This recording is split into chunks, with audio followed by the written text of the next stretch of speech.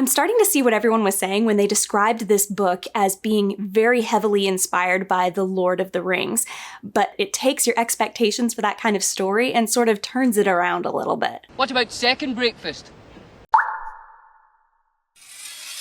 Hey, this is the Sword and the Pen Reflections. It is my casual alternative to the formal channel, The Sword and the Pen, link up there.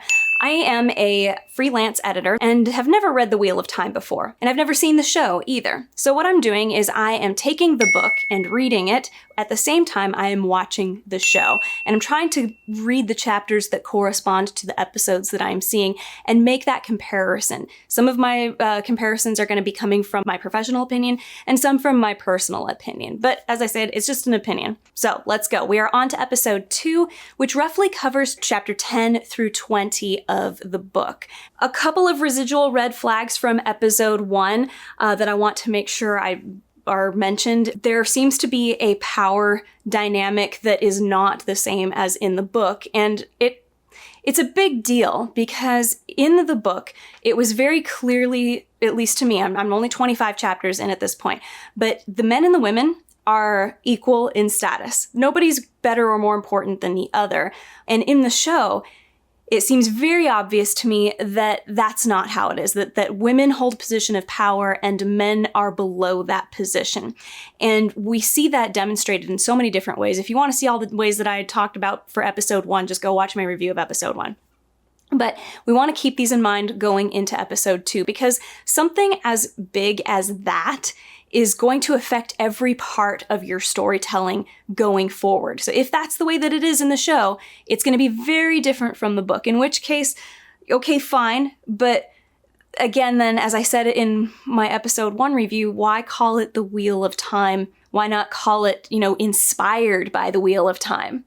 Because then it would make more sense. You don't want to call this an adaptation if it's not actually going to be honoring some of the foundational elements of the original story. I mean, what if Neville Longbottom was the hero of Harry Potter? You get to the end and it could have been either one of them, but in the adaptation, the movies, we decided that Harry Potter actually dies, and then Neville Longbottom is the one who kills Voldemort, and voila, the end. People would be pretty upset about that, even though I think that's a really cool ending, but you get the idea. It would be something completely different from what the writer intended, unless the writer was involved, but we know Robert Jordan is dead, so there. Personal red flag is that the 4 main heroes that we're following aren't as likable as in the book, because in the book they are innocent. So when they make mistakes in the book, you can kind of forgive them because they're ignorant of how things are in the world, especially Matt, who, although he's starting to get on my nerves in the book, but here we have seasoned adults. These are people who have had real world issues for a long time. Now, Matt has an addiction to gambling, and he's also apparently has kleptomania. And so when we see that he carries this beyond the village, not only is it going to be like, well, before you were doing it for your sisters, but now your sisters aren't around, so why are you doing it? But if he starts making mistakes along the way, like, we're not going to forgive him as much because he's an adult. He should know better. He should be thinking with his brain. That's unlikable. I don't like stupid characters. I like my characters to be smart. I like to go, I probably would have made that mistake, And it's fine to create in a character a flaw that they have to get out of, that they have to grow out of, but that means that they start out unlikable. So it's very dangerous ground to be standing on, and you're doing that with pretty much all of our characters. Oh yeah, other red flag for me are the costumes, and I felt like immediately we got another one. Egwene, what is she wearing? What is this fleece-lined hoodie that she's wearing? It bugs me so much. It looks like it came out of H&M. And anytime that I see a costume that I could see somebody wearing on the street today here in the US, I get annoyed because this is a fantasy world. Unless it's supposed to be this world flipped around, the turning of the wheel, I don't know. Okay, in the show, the first scene that we have is with the Children of the Light, also called the White Cloaks. And I thought that this was, it reminded me a lot of that scene in Return of the King with the one king guy who is eating the tomato. I can't remember what the heck his name is. I'm in Wheel of Time mode right now, so I'd have to flip over to Lord of the Rings mode. But you know which scene I'm talking about. This guy is obviously evil, and he's creating a sense of fear in the audience for the Aes Sedai because he has caught one. And our impression is the Aes Sedai are very powerful. How could they possibly get caught by somebody when we know that the men can't wield the power without going mad? So this, to me, was a really good way of introducing the Children of the Light as being somebody we should be very afraid of. Because in the book, we don't get that. We don't see the Children of the Light until Matt and, is it Matt? Yes, it's Matt and Rand are in a town, and they see the Children of the Light coming, and they look really smug, and Matt is like, yeah, let's play a prank on them. And he causes this barrel to fall down in the mud and splash them, basically. And then things get dangerous because suddenly they realize that, oh my gosh, these guys are people of power, and they're really ticked off at us because Rand starts laughing at them. We don't know how deadly the Children of the Light actually are in that situation, but here in the show, we are getting our introduction to these are very bad guys. But again, it was very mustache-twirling evil, which is sort of cartoonish. There's no nuance there, you know what I mean? But I mean, maybe that's just the way that they're supposed to be. They're supposed to be way over the top evil, at least this one particular guy, because later we kind of see that the others don't seem to be quite the mustache twirlers, but this dude is. So that's what we got. Good establishment of a very evil bad guy who's going to hopefully be an active bad guy, somebody who's going to come after the good guys. Okay, next we have our tar and ferry scene, which is clearly meant to be an homage to the Buckleberry Ferry in Lord of the Rings. I'm sure that Robert Jordan was thinking of that when he wrote this scene. But in the book, we have everybody get onto the ferry and go across the river, and then the ferry goes off and Moiraine sinks it, basically, with her power. And in the show, the old guy jumps into the river after the ferry and dies with it, like gets sucked under the ground too, or under the water as well. And there were a few things about this that I really liked about the show. I think that in the book, I kind of was going, hey, why didn't they tell all these guys who were on the other side of the river, you should warn your families that there's a big bunch of bad guys coming. But in the show, they did something that creates a distrust of Moiraine, where they had Moiraine just stand there, and all of them just stood there, which is kind of unlikable, and that did bug me. Just stand there as the old guy jumps into the river to go and get the ferry. And they literally just stand there and go, no, don't. And that bugged me. I was like, why didn't somebody grab him, maybe in Lan, and like, look, your ferry is done, but we'll give you some gold to pay for it, which is what he does in the book. And your son, surely when he comes by the house and sees that there's a bunch of Trollocs there, he's not gonna like, hey guys, where's my dad? That's not gonna happen. He's probably gonna hide until the Trollocs are gone and then see that you weren't there. So, or you could even hide here and wait till the Trollocs are gone and you see your son across the river and be like, hey kid, I'm all right, I'm over here. That bugged me. Okay, but you get the idea. The show was trying to create some distrust of Moiraine, which in the book I did have, but it was far more subtle at this point. So I see them really trying to amp that up by making this happen in the show. So if that was the goal, it was well done. As far as how it was executed, it was not well executed. Before we continue, please consider liking and subscribing. It's totally free for you, and for me, it might bring in some money from all of the commercials they keep putting on my videos. Now, let's get back to it. Then we have kind of a continuation of the drama between Rand and Egwene, where she comes over and kind of wants to cuddle with him, obviously for comfort or something, and he gets up and is surprised that she's there and is like, well, I came out here because I wanted to be alone. And she's like, okay, I get it, and she leaves.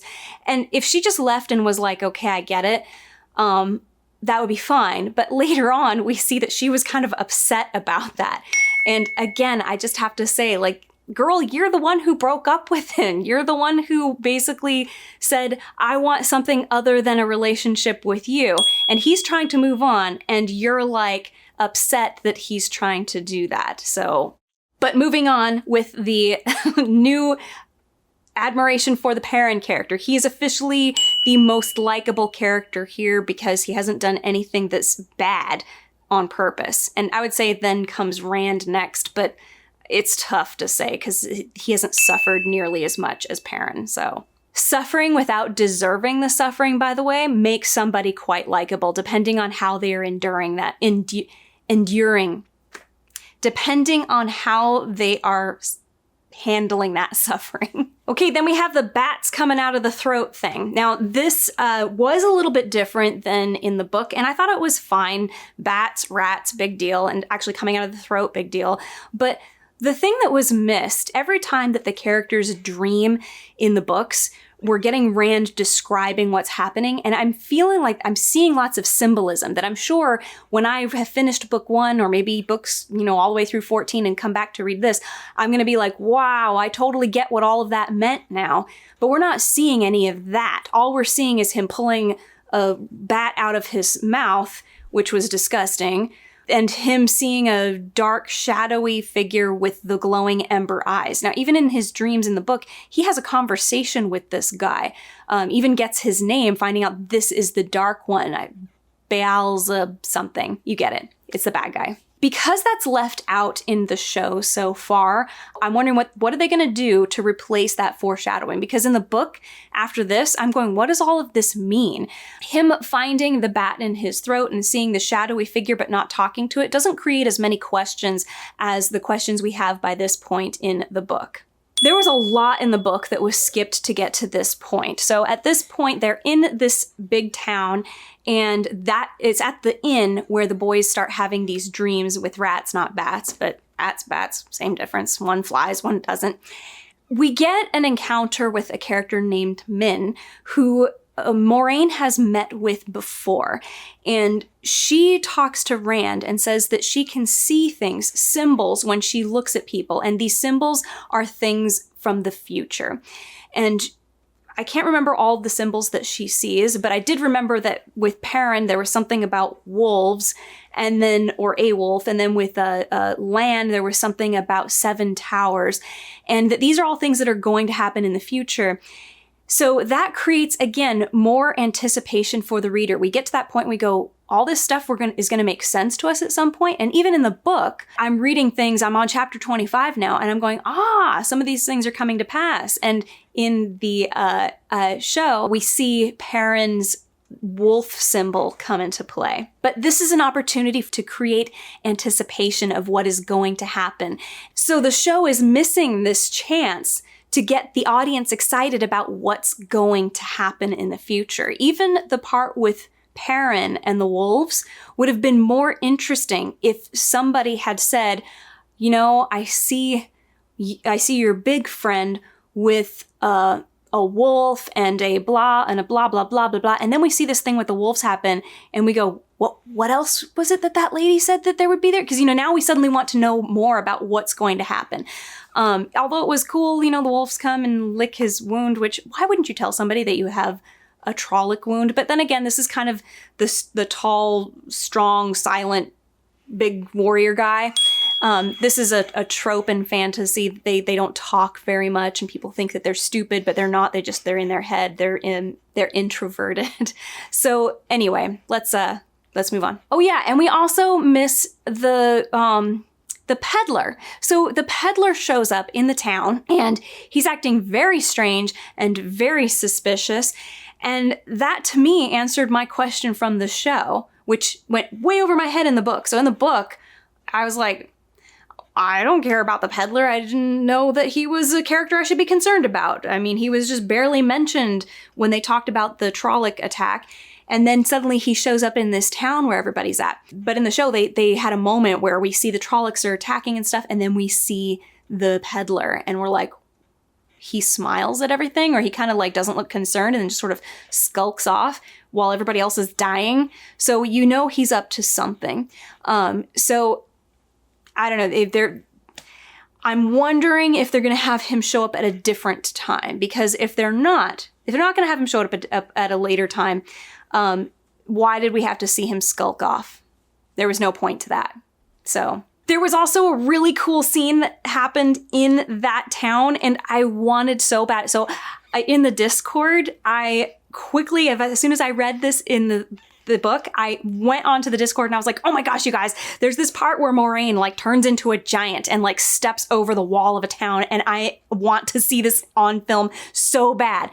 It could look terrible, but it could also be done in a way that looks really cool. And I wish that they would have had this scene. So I'm really hopeful. I'm hopeful that they're going to have it in some later episode, that we see Moiraine literally turn into a giant, or possibly it's an illusion, and step over the wall, and everybody else is just kind of going, what am I looking at? I mean, I think that could be so cool. And it's weird to me that this is the most interesting thing in the magic that I've seen so far. I know it's not a big thing, but for me, I don't know why. I just wasn't expecting it, and suddenly it happened, and I went, that's so cool.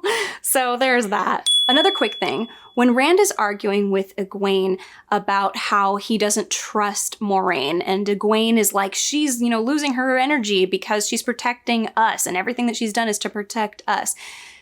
Egwene is right, but Rand is really the right one in all of this when it comes down to everything, when you consider the way that the show has set up this world. So men are of less significance than women. They are looked down on, they are less valuable.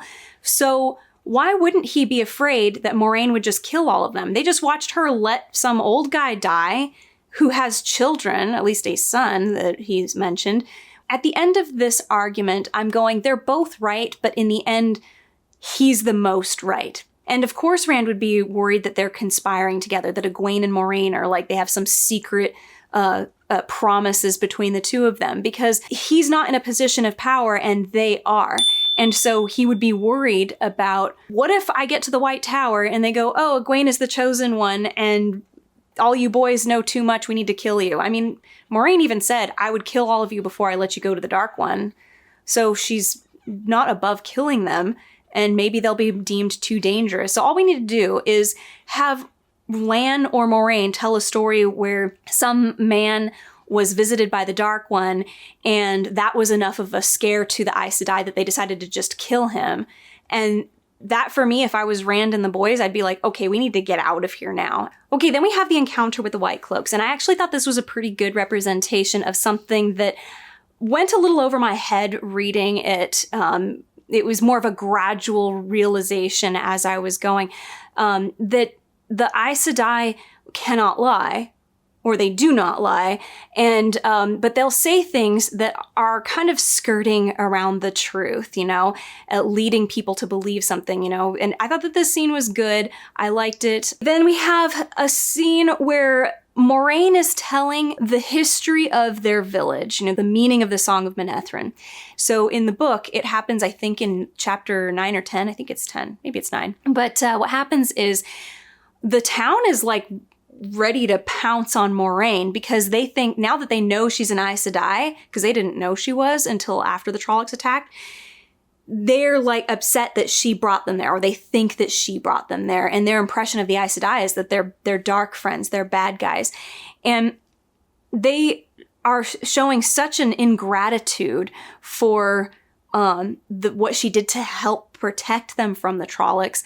And one of the things that she does to kind of, remind them of who they are, because that's like a dishonorable thing to do, to remind them of their honor, is to tell them about this past, their people's past that they've all forgotten, and about how brave they were. And, just watch the show, you'll get it.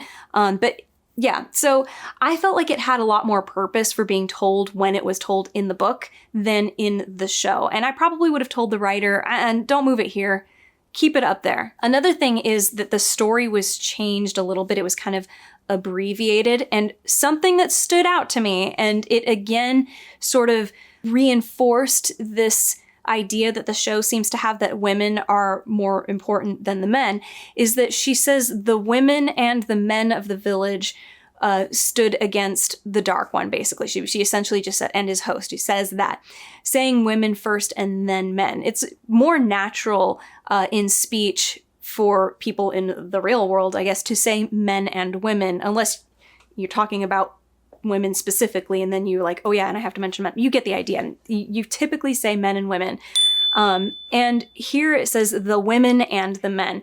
So showing that the women are always a first consideration. Like they are the ones who would normally fight in a war like this, not the men, and then the men. So for me, it was just one of those things that reinforces the idea that the women are of a higher status than the men. And again, that was kind of making me think, okay, so if that's what we're doing, and it's not the way that it is in the book where they are equal, with different roles, then what are some of the changes that we could see here? Because I'm seeing that men in some way are not given the regard that they should have as fellow human beings. I mean, this is why Rand is so afraid of possibly being killed once he's deemed useless. This kind of fear would build up in the men in general, especially if they're just brushed aside and killed easily like this, if they are of such little importance. So I would, if I was writing the show's story, and let's say that the books never existed, if it was just the show, this is what I would see coming down the line. I would see that Rand is the chosen one, and he is going to lead the men against the women. Like, hey, we don't want to be underneath you anymore. We want to be of equal status. Because that would be like the more ideal end, is that men and women are equal.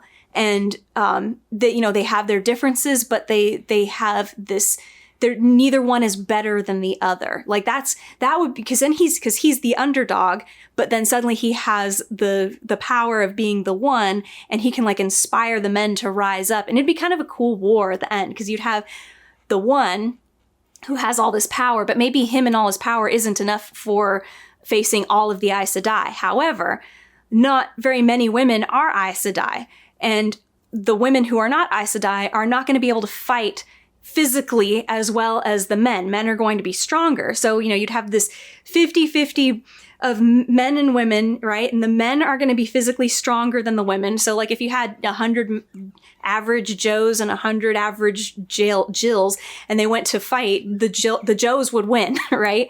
But then you have him as the one, and he's fighting the Aes Sedai, and it's like, I mean, it'd be like, okay, I don't know who would win, but that would be a fun fight to see. I mean, sort of, but you get what I mean. Like, if that's what they're going for, that's the war that I want to see at the end. Just an idea. I would just throw that out there, like, hey, writer, in case you haven't considered this, that might be a cool thing to do.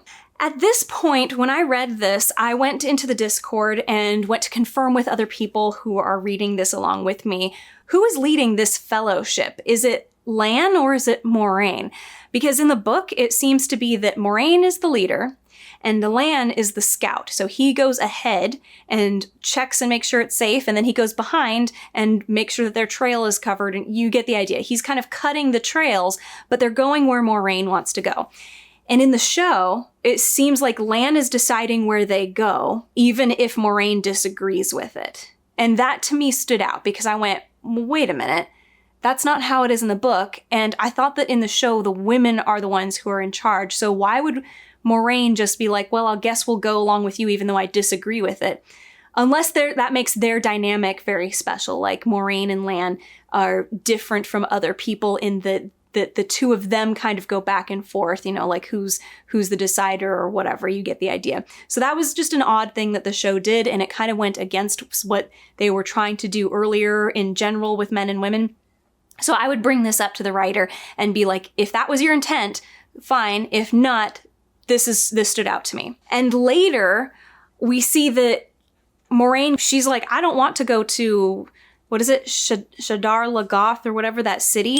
She doesn't want to go there, and Lan is kind of leading them there, and she's like, I don't think we should go that way. But then when she's unconscious, Lan picks her up and takes her there. And then when she wakes up, she's like, where are we? And he's like, and she's like, you've killed us all. That was like, I felt like they had him be the decider of where they were going so that he could be at fault for them going here. So now I'm wondering if in the show, they're trying to have some conflict between Moiraine and Lan, because in the book, I don't see any conflict between them. If it is happening, it's happening off on the side where the main character, the perspective character, can't see it. We don't see that they argue with each other. We see that they have discussions, but they never seem to be at odds with each other. And Moiraine does not seem to disagree with any of Lan's choices. So this is something that the show is adding, and I'm wondering if the two of them do have some conflict coming up in their story in the books, and so the show just decided to, well, let's get to that sooner and we'll do it here. Doesn't make Lan look very good.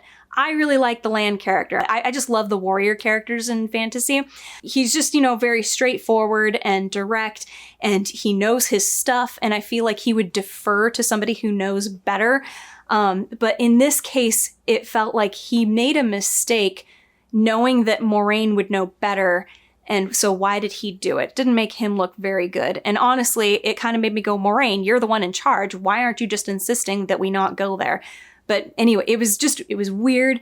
So I would have pointed that out to the writers. I know I said that already, but I really would have made sure that this is what they intended to be.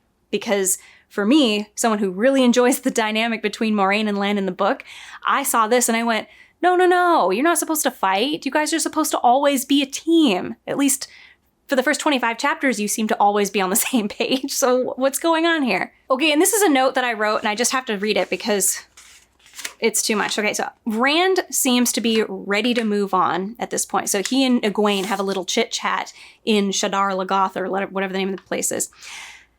He's ready to move on, and Egwene is angry at him for not being willing to comfort her after she dumped him and called him an idiot for being suspicious of Moraine's intentions, even though he has every right to be suspicious of them. I wanted Rand at this point to say, look, I don't hate you, but I want to be alone right now. Again, I know he said that before, but I wanted him to say that, and he didn't. At the end, he reached out like, okay, I'll hold your hand. Like they're okay again. And it just felt like it's an annoying thing that people do with characters in a romance, especially a young adult romance, where they constantly throw in this contrived conflict that gets resolved, and then a new conflict comes in, and then it gets resolved. And you know that anytime that it gets resolved, something's going to happen to either put them at odds with each other or separate them. And since I've read the book, not the whole book, but read through this chapter, and now we've reached the end of the episode, I know that they get separated. So that's why they had to make up at this point. And it just doesn't feel organic. I really wish that the show wouldn't have done this. And yeah, it doesn't happen in the book. So they did this for the young adult audience, which is interesting to me because I guarantee a lot of the audience are not young adults. I think that they are adults who have grown up loving the books. So you really didn't need to do this. I liked the wolf encounter. It was a little dragged out, I thought, but it's different from how it is in the books. And I thought this was fine. I just liked seeing the wolves because I have a dog that looks like a wolf, I guess. But for me, I just was like, yeah, I like this. This is fine. It was a little weird that they just come up and lick him and then run off, but okay. This was a big director problem I had here. This did not need to happen, but it does, and I think it's simply for visual effect because it just doesn't work. So they're on their horses, they're approaching Shadar Logoth, and all of a sudden the horses come to a dead stop and refuse to go further. They're like, my horse won't go any further. And then they turn around and they see that the Trollocs have stopped also, and they won't go any further. And then Lan is like, the Trollocs won't go in there, so let's go in. And they all start trotting in. Weren't the horses weren't they refusing to go in 2 seconds ago? Why are they just fine with going in now? So that was just a consistency thing. The script supervisor should have been on this. The director should have been on this. Anybody on set should have been like, wait, why were the horses refusing to go? And then suddenly they were okay with going. It was just weird. It's not that big a deal, I suppose, but you make enough of these little mistakes and it becomes very obnoxious. Okay, at this point, we get the lore of Shadar Logoth. I forget what the other name for that place is. And it's different from in the book. The story that Lan gives about Shadar Logoth makes it creepy for the people to be in there, but doesn't really explain why the Trollocs won't go in there. And I guess you could say once we get the revelation of this shadowy black thing that's coming after them and killing everything, that explains why the Trollocs won't go in there. But the thing is the story that he told should have made it very clear to all of the young people that they shouldn't wander off. Like, you should stay here with me. Don't wander off because something killed all the people here and it's unexplained. In the book, the story is that a bunch of Trollocs went into the city and took shelter there, made camp there or whatever. And then when all the good guys were like, hey, weren't there a bunch of Trollocs in there? We should go see what's going on. And then they go in there and there's none left. It seems like there's a reason for the Trollocs to be afraid, but not necessarily for the people to be afraid. And that would explain why in the books, the kids didn't think there was anything super wrong with walking around and checking the place out, which is what they do. In the show, however, they should have been terrified of leaving the vicinity of Lan's protection.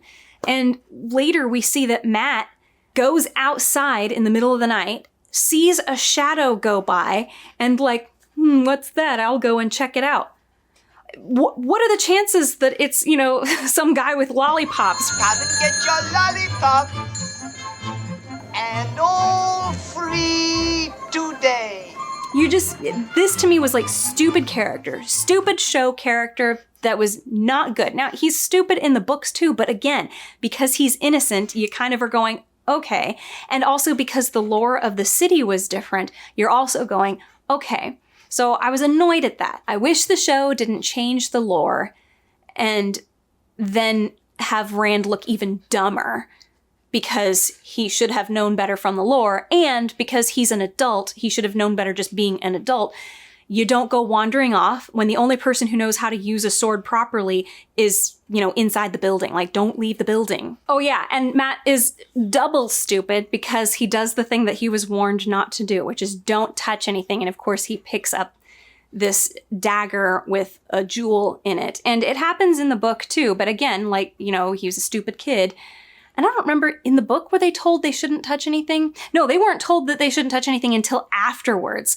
So they go out, they find this treasure room, and Matt, in this scuffle that they have with the old guy, or a moment of fear with the old guy, and everybody's reaching for weapons, Matt grabs this dagger. And we don't know that really until much later, but either way, that's how that happens. And then it's after this encounter that they're told, you don't take anything from him. If he gives you something, you shouldn't take it.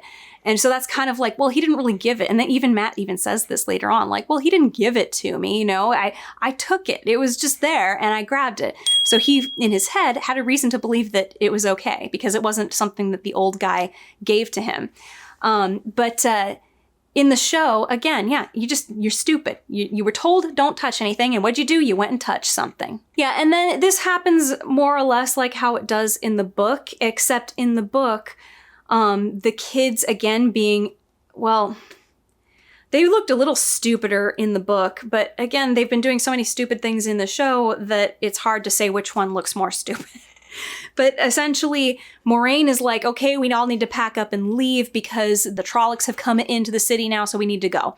And so they're all gonna go, and she says, stick with us. And for some reason, all the kids hold back away from her, and she and Lan are up ahead, and then a tendril of this deadly smoke that can kill them if they touch it gets between them. And Moraine's examining it, and she's like, oh, great, okay, I messed up. I should have kept us all together closer, kind of thing. And she says, we're all going to meet over by the river. We're going to follow that red star, and, you guys take some other side streets. We'll meet up on the other side. And that's how they get split up. In this, they're all out doing their thing, and then they all, run back, what's going on? And then they get split up anyway, you get it. They get split up, they all go in different directions, and the end.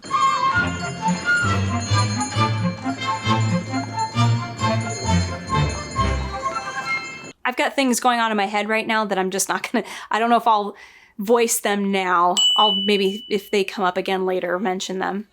One final note about this run away from the black smoke thing is Matt once again is made to look very unlikable here. He and Rand are trying to get over the wall, and you have Rand say, hoist me up. Like, he's got an idea for how they can get over this wall. And Rand goes, why don't you hoist me up? And Rand is like, come on, let's just do this. And I don't know, the way that they are portraying Matt to me is they're portraying him as somebody very untrustworthy. I am predicting, the way that he appears on screen, I am predicting that he is going to be the Judas of this group, that he is going to at some point put his own interests above their lives or above their well-being in some way, and which he does just by taking the dagger, right? First of all, so there's that. But in this case, we're seeing that he takes the dagger, even though he was warned not to, and he's clearly doing it out of greed, and that's why he's got it. And in the books, he takes the dagger in the middle of a fight. And yeah, he is always thinking about treasure and stuff. At least from this point going forward, he seems to always be thinking about treasure. But it never comes across as this sneaky thing that he secretly wants to acquire the treasure. It's more like he wants everybody to be excited about it. Like, isn't it obvious we should all be excited about the possibility that there's treasure in those towers or whatever he's talking about? But here it's like a secret thing that he's doing that is possibly creating danger for everybody. I mean, he has to come out of this situation, out of this city, now that he's escaped, knowing that he probably caused that big black smoke that has separated all of them. So he has become officially a very unlikable character at this point in the story.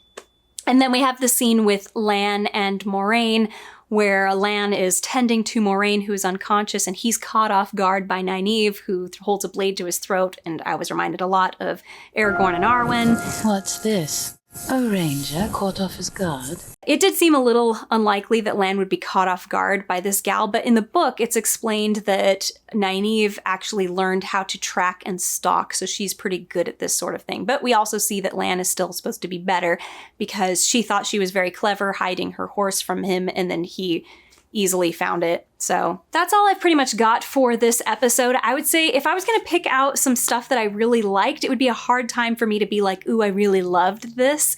It's still like my feelings are still mixed about this show.